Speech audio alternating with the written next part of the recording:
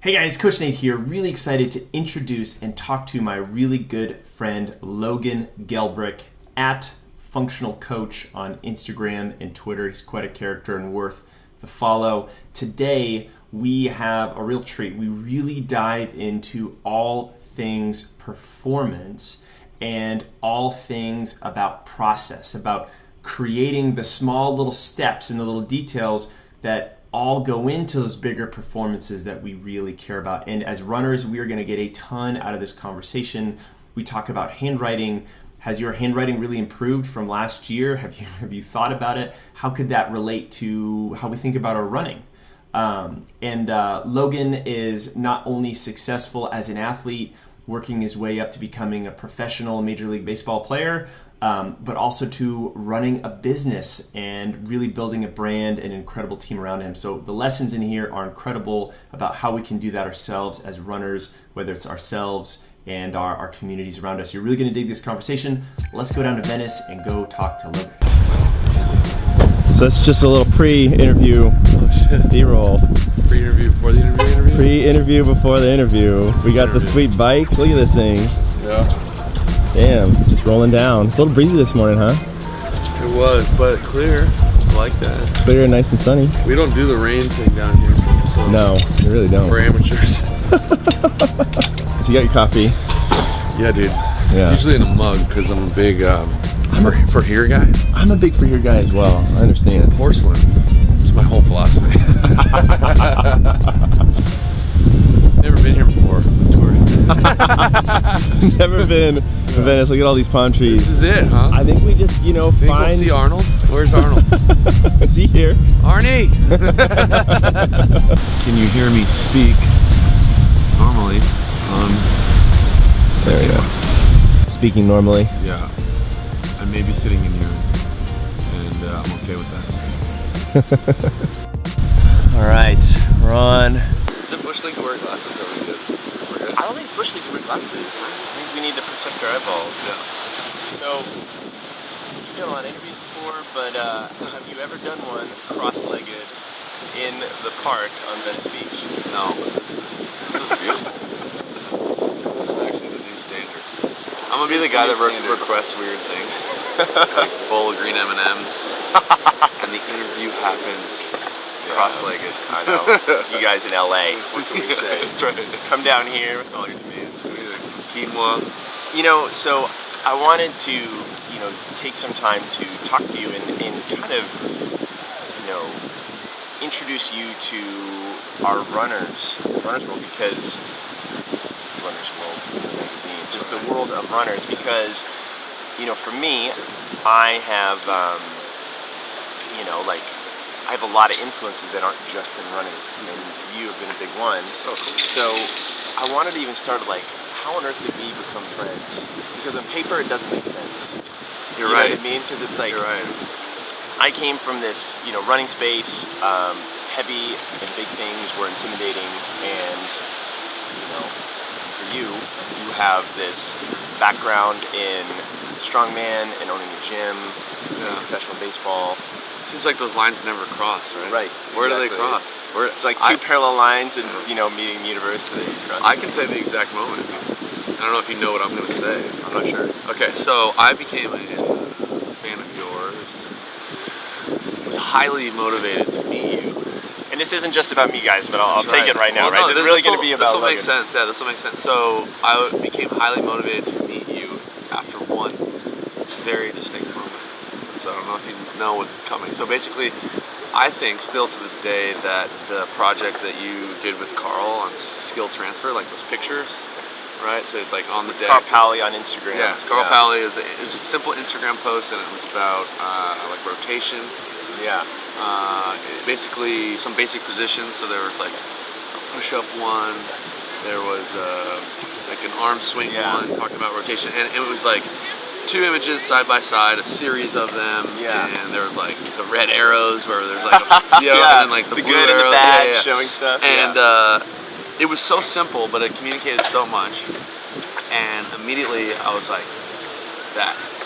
And so that's when I knew that I wanted to meet you, because, and the reason beyond that is less superficial to like I want to learn about running. Right. It was more about this conversation of skill transfer, which without the conversation of skill transfer, just fitness isn't compelling enough for me to even want to be involved in this thing. And so it was the first time I saw people sort of transcend their own little world and try to link them together in like a very thoughtful way. And so through Carl, we bumped into each other at the CrossFit Games. At the CrossFit Games. And the other kind of connection for both of us coming in was that we're both coaches in CrossFit World and still are. Yeah. And I think what's interesting is that, you know, with a lot of runners I work with, they're always like, yeah, this is cool, but like, I don't have time. I got to run more miles. What's in it for me? Yeah. And, you know, you've kind of played the specific sport game yourself, you know, for a long time. So I've always been highly motivated to try to connect those dots, not only for myself, right, you know, but now for others. Yeah. And, you know, back in the Instagram world, it seems like a long time ago. Yeah, well, it was a long time ago. And there's my version of the running thing that happens, which is I just need to log more miles, specificity, etc. Right. My version of that is, you know, I played baseball for most of my life, you know, and eventually at a high level, and from age 9 to 24, that's all I did. Yeah. And I didn't play any other sports, and I justified it as a distraction to the real goal.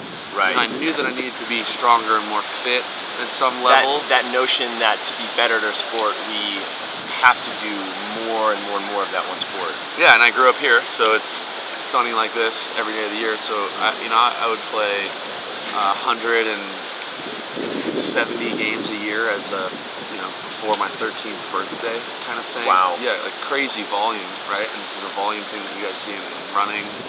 This mentality that time away from logging miles is a distraction to the goal. Right. And what we find in baseball, I'm very lucky. I mean, I have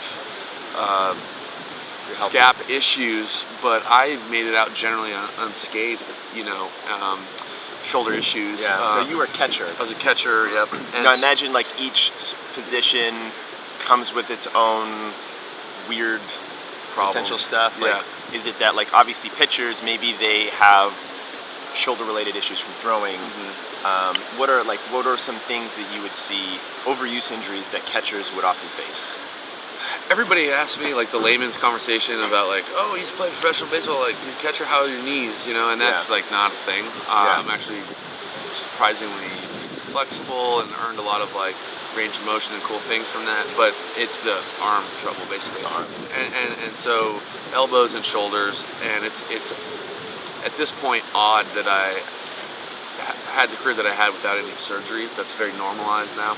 And sort of what I was getting at before is what I observe now in retrospect is that in the world of baseball, it may be similar to what you all see in running, is that most people are just unfit for the task at hand, right? So you're unwilling to earn the strength, stability, fitness, whatever you want to call it, to perform your task 162 times a year, but we justify it as okay that you ruin your body while doing the thing. Yeah. But hey, we can't, God forbid you get hurt in the weight room, or you pick up a bar or deviate from your specific discipline, and that's the mentality. And so I could see potentially that's happening maybe in the running world. It goes back to your question that you posed before I met you, which was like, how strong does a runner need to be? How strong does a runner need to be? You know, one of the things that I think about myself, especially about my earlier running career, and you know, this might be a good time to talk a little bit about some of the actions you're taking to make changes in that world yourself, is let's say you are that early athlete, you're that runner, or baseball player, or whatever, it doesn't matter. You know, and you're like, something isn't right. I'm being told by everyone that I just need to do this sport more, but I feel like I'm missing something. How do I get that thing? Right. Where do I go? Yeah. So I think if I may, I think the issues that show up in folks running are not what they think, right? So the mentality is, this is my observation from distance, if I'm going to stereotype, is that if you're going to run a race or compete in an event, you earn your ticket to participate in that thing by logging some sort of volume. And that is important. You can't just show up to, a 50K, ultra scenario and haven't earned the volume to be there. However, the deviations that you probably see as a coach from your standard, as the language that we use, where people break down, where they fail, what it looks like when they're no longer thriving as a runner is a posture and position issue. Right. I don't know if any of these people who are injured while strength, mechanics, posture, all that stuff. Like when individuals get injured while running or they don't perform to their level, is it because they're on the side of the road, hands on knees, they can't breathe anymore? Or is it because that they're like changing shape? Right. They don't look how they looked in mile 1 at the end of their race. And what is that thing? Is it more miles or are we not in position to have success? And is it both? Yeah. So what's interesting to me, and you have started your own gym a couple years ago, and it's running incredibly strong. And one of the reasons why I actually flew down to LA was to come and hang out with you, and I want to talk a little bit about the seminar, the summit that you're putting on. But you have something that you really believe in, and it's not just squats and thrusters and carrying a heavy keg around. Like there is something about the community that you've put in place, and you've built something where people are able to learn without you specifically being there, which is a very powerful thing. And for runners, what's interesting is they learn, I feel, as much from the culture as they do from any specific coach. Right. So for me, one of the challenges that I see out there is if it's not in the culture yet, how are runners supposed to learn it? Yeah, that's tricky because I need you to solve this in like 30 seconds. Totally. Well, like the seminar does, and like this conversation is going to do, this is going to be a mirror back onto you because you have a platform to do this.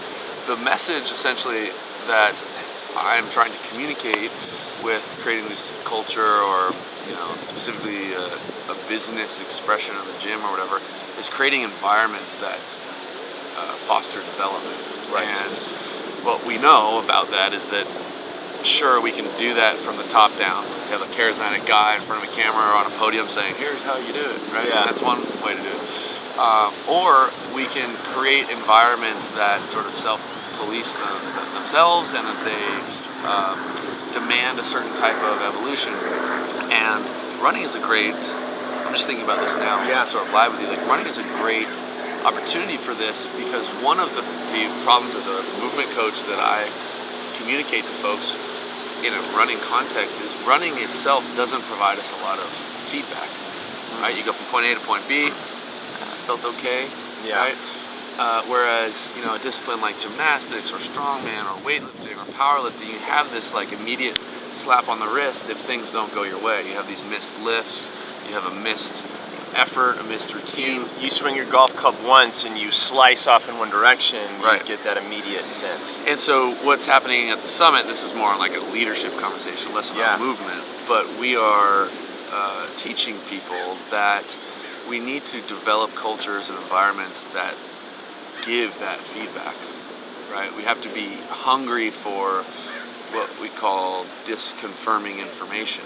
And so the people who learn the fastest, learn the best, basically remove the elements of autopilot from their practice. And this could be playing basketball, it could be running, it could be your public speaking. The moment that you settle into autopilot, right? If you just put the headphones in and you log your miles, there isn't enough information in that effort for you to make adjustments fast enough to improve in the way that we want to improve. And running is actually one of the trickiest movement practices to do that because we don't have these bits of information like other disciplines where the barbell doesn't move off the floor or right. And so we have to create artificial environments where we get this information, and that can be done with drills. Essentially, artificial environments are like more narrowly focused versions of the bigger thing, where you can get information. And this is why people film themselves. This is why people hire coaches. It's to get information to make adjustments faster. And the classic examples, or why we know that this is so powerful, comes from the work of like Anders Ericsson. He's coined this term deliberate practice. And this sort of breaks down the assumption of 10,000 hours. You log 10,000 hours and you are a master. Right. And we know that it's a certain type of 10,000 hours, so to speak. And deliberate practice guarantees that we are in an environment where development is happening, because we can get into this autopilot thing that I'm talking about, and there's a million examples. I could ask you how much better your handwriting has gotten this year, right? And it has not gotten better. It's not gotten better. It's probably gotten worse. Yeah, but I've logged 10,000 hours. Yeah, man. Right. So what is all I like that about? That example, and I'm really bad at handwriting. Or like you're driving. Like who here watching has gotten better? Was 2017 your best year of driving skill development? No, it wasn't. But when you were 16 and you were just getting your license and you had this external feedback and consequences, you're getting twice as good every day, right? And so I like that. What we need to do is develop environments where we remove this element of autopilot. You're continually getting, they say, the coined terms like immediate informative feedback, and you can make adjustments faster. If I'm learning to play the violin, I can play a song from start to finish and it sound like shit. And I can be like, it didn't sound the way I wanted it to. That's one type of feedback. Or I can notice every deviation from the sound that I'm making to the note on the page, and now I have, however many notes are in a song, 200 bits of feedback versus just the one, didn't sound that good. Yeah. And I think running can very easily, for most practitioners, hobbyists, turn into run felt good today. Right. That's not enough information to get better. That's not good enough. And then, the situation comes where, how come I'm hurt right now? I did the same thing this year that I did last year. Yeah. Did exactly the same thing. I didn't get hurt last year, I'm hurt this year. What's going on? Right. And there is that void that's really hard to bridge in such a short period of time. Yeah. And sometimes I give the analogy of the car already crashed. Right. It's hard to uncrash it. Right. Totally. So let's take a little break. Yep. Stretch out the legs for a second. And you may guys notice that we're both wearing can't even see them. Invisible camo shoes. Round 2. So where did hold the standard come from, and why is that so important to you? Yeah, so hold the standard is like this, I don't want to say unofficial, official motto of the Deuce brand. And the idea was to create a place that represented idealism. That's what a standard is. Yeah. Right? This is how it's done.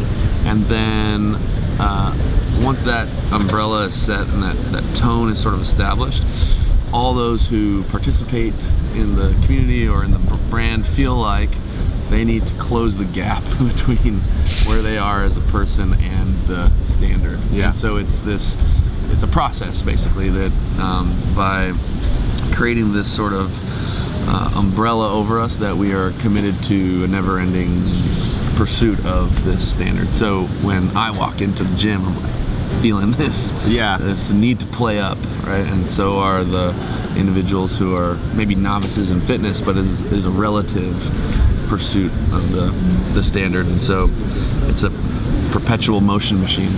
Yeah.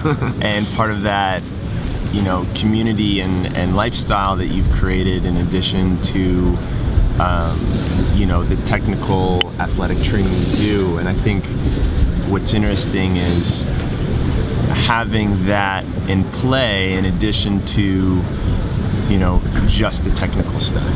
Yeah. You know, we're in the second day of this Hold the Standard Summit, and one of the things that you kept saying to me, which was interesting, was you guys are not here for more information. You know, and you could say the same thing online. It's not about learning this one running drill. Right? There's something bigger at play. Yeah. It's at the worst case scenario, you get some information. But what we know about the real challenges that we face personally or in business or as a team or an organization or whatever are rarely the ones that really hold us up aren't the technical ones. Now, I don't want to downplay the importance of the technical problems. I mean, just to talk about it really quickly, like let's air it out. A technical challenge is one with a known answer. You know, so you could be in a pickup truck barreling down a hill and the brake lines go out. It's a very big problem, but it is a technical one. Like there is a solution. There is some sort of expert, a mechanic. There's a known problem. You messed up your nutrition on a run. You have an Achilles injury. A lot of these things are fortunately relatively solvable. Yeah. And I'm going to come back to your example here in a second, because an adaptive challenge is one with the solution will require new learning. Yeah. So there's no known answer. New learning. Right. So adaptive challenge is something that requires new learning with no known answer. Yeah. We can get really like airy-fairy right now. Let's do it. So an adaptive challenge that we're sort of collectively facing is like ethics surrounding artificial intelligence. We don't understand that well enough to draw lines about it yet. So that's a collective one. But I want to use your example, which is a common one. So you screwed up your nutrition at your race and you bonked, and this is an issue. It could very well be a technical challenge. If this individual is like, I just didn't know how to space out my calories. I messed this up. I forgot to eat something. Yep. I drank something new. I didn't normally do or something. Technical challenge. But what will tell us whether it's a technical challenge or an adaptive challenge for the individual who's listening to this thing is if the information solves it. The problem is that a lot of people fuck up their nutrition not for a lack of information. Right. How many people in the United States right now want to lose 20 pounds? And have they not done it because they don't? It's sugar. I shouldn't eat sugar. Right. I wish I knew. This whole time. Don't eat sugar. Yeah. Don't have cake for breakfast. I'm good now, and then I lose 20 pounds. That's not the thing. It's not for a lack of information that they're making this error over and over and over again. For them, something that is maybe technical for you is an adaptive challenge, and that's what we got into yesterday, which is the person who's trying to solve this problem will need to become capable of seeing more. They would need to be a different person in order to solve it, and that is an adaptive challenge. And so leadership, the kind of leadership that I'm interested in, is not technical leadership.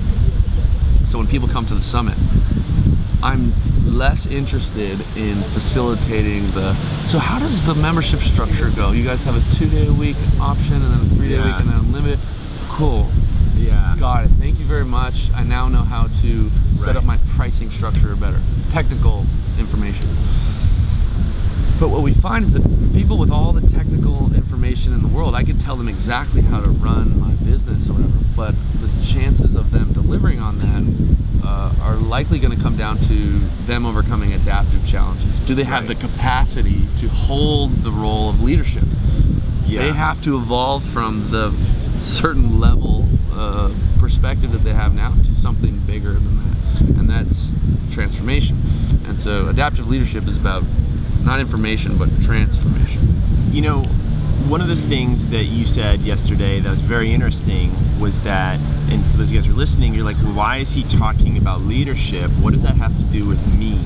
Or maybe my friends or little crew of runners? Is that leadership is not a top-down thing. As you said, it doesn't come with the business card. Yeah.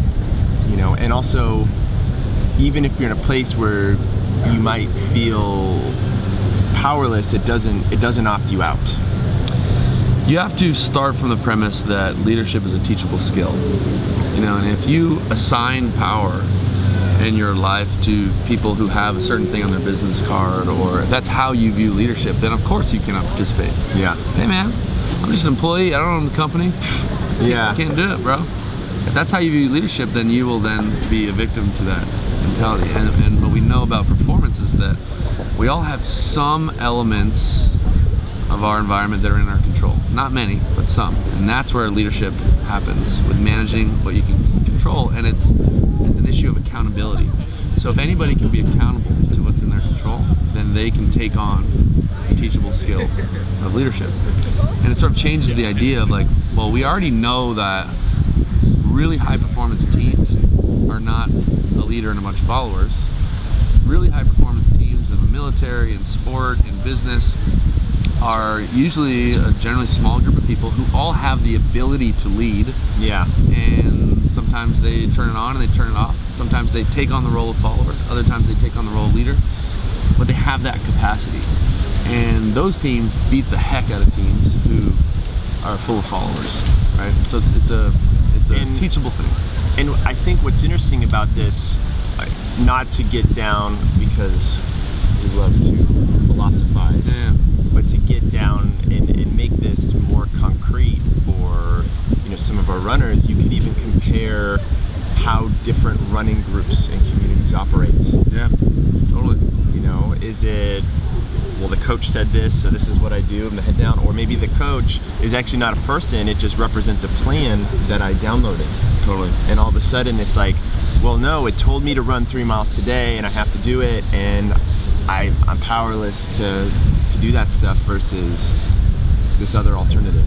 Yeah, follower mentality would always deflect responsibility. So you basically you observe leadership clearest in times of adversity, right? And so when the race doesn't go the way you thought, or the training isn't panning out the way that you'd like, if the finger goes outward towards the plan or the coach or the program, then that is a follower behavior, and so a leader would then be able to take ownership of what's in front of them.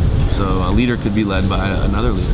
A group of runners, a running community of an infinite size, could have a mentality of ownership that is full of leaders, right? And that is just a higher performing version of the same thing. That is an exciting thing to think about. Think about that. I know, it's crazy. And to see runners at different levels, I think that when you look at runners competing, it's like, where are they most successful? Because it is such a solo sport, and we all celebrate the individual, waking up super early, training alone in the dark, doing that whole thing. But at the same time, it's like, well, do they really thrive there, or do they really perform when they're in some sort of team setting and standpoint?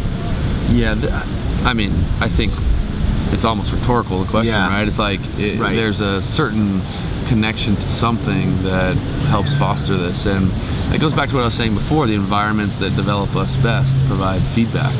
So if you train in a vacuum and you thrive on this lone wolf mentality, then you're probably not getting the helpful feedback that you want, So how might, and I'm just sort of thinking about this out loud, like how might runners, or really anyone, right? Because we can take runner out and we can put truck driver, or skier, or barista. Oh yeah.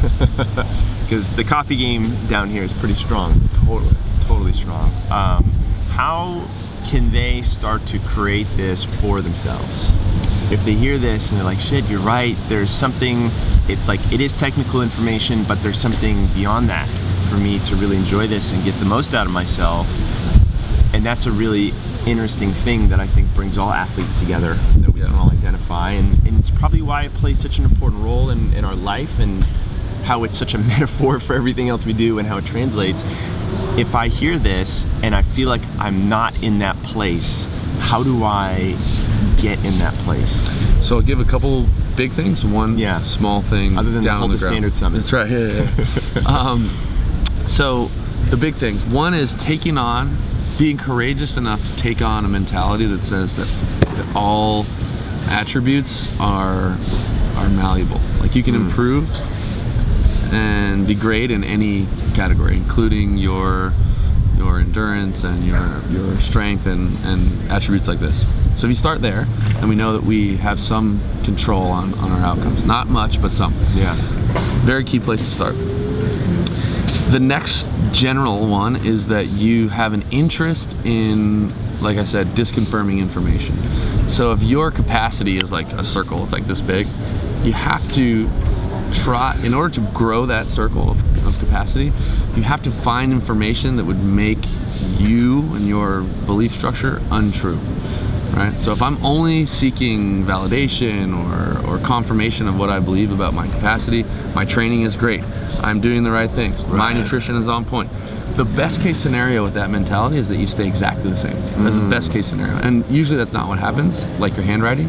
It gets worse over time. You get lazy. Yeah, It starts to regress. But if you take on a mentality, and you got to be courageous to do this, you take on a mentality that is highly interested in being wrong about those things, then one of two things happens. Your nutrition gets better, or you find that it's actually really sound, right? You change it and it gets better, or you find out stress test it, and then you can move on to the next thing. So you have to continually take on that mentality. The boots on the ground sort of specific thing that I would say, especially in the running community, is creating artificial environments that give you feedback. And so in order to do that, you'll have to, and it almost doesn't matter what standard they choose, but try to make something that's kind of subjective, like a running effort, objective. Like how can I evaluate this effort? And it could be positionally, like you're watching video, you're saying that this position, this lean, this pull from the floor, this cadence is the standard, and then you observe deviations from that standard so you can make adjustments faster, right? And if you never make your sport or your craft objective in some way, then you can't hold it accountable, right? And it's funny you mentioned the latte art thing, because we just came from a place where Nicely is a 3-time now world latte art champion. Do you know that? Incredible. Yeah. No. Okay, so this is very obscure, but he has, unbeknownst to him, a deliberate practice around this, where he has made something very subjective, like drawing the thing in the cup, objective. So he gets better, faster than everybody else making coffee, and he has this championship to show for it. So if you're basing your running effort just on, like, you go out and log 12 miles and it felt kind of good, the opportunity for growth is too small to make any real advance. And so these sort of boots on the ground drills are, you decide what the framework is, how to make an object. How would you know that this is a quality running effort? Yes. How would you know that it's not a quality running effort? Right. And you can do drills to do this, you can shrink it down, you can do the wall drill, all the things that you have them do. Even asking the question, I think, is interesting, because in the beginning you may not even ask. Right. I think there's simple power in just even asking yourself that, and just having that moment, like how good did my run feel today on a scale of 1 to 5? 1 to 5. That is one small way to make something subjective objective. And it's not scientific by any means, but that's the process that you're starting. It's the initial nudge, right? And I guess what I'm saying is even as that is not nearly as far as you can take this, but it's even a small step as that can be pretty powerful. Totally. It just gets you thinking. Totally. That is very cool. So we're here. Let's be remiss if we didn't actually talk about the Hold the Standard Summit. Oh shit. What is it? What is it? And seriously, like, you're someone who has been so incredibly deliberate in your own practice and training and kind of the life you've created down here in Venice. And I always like feel that palpably every time I come down to visit. It's incredible. And in the kind of the gym that you've created as well at Deuce Gym, what made you want to do this summit? Like, because you're doing all these other things, right? You're kind of leading without even having to talk about it, but then all of a sudden you're like, well, there's this opportunity and I need to talk about it more specifically. It's a great question. So it comes down to a really big, much bigger idea, which is, I dedicated a couple decades of my life to playing baseball. I'm not a baseball fan though. Right. If I went to a game today, I wouldn't be able to pay attention. Right. I don't know anything about the teams. I'm not a fan. And I opened a gym, and I'm not a meathead. I don't care about the pump either, And so what I'm getting at is I sort of just view these things, so sport, entrepreneurship is another good way to do it, as a vehicle for development. Yeah. And we were just talking about how to make this thing, like a casual run, into something that is deliberate in its ability to develop. Just do it. You do it in a certain way that progresses you. And so I feel this general responsibility for evolution. Yeah. And the burden of that is relative all the time. So if I continually coach athletes in the same manner until forever, I'm doing the same thing that you're doing with your handwriting, dude.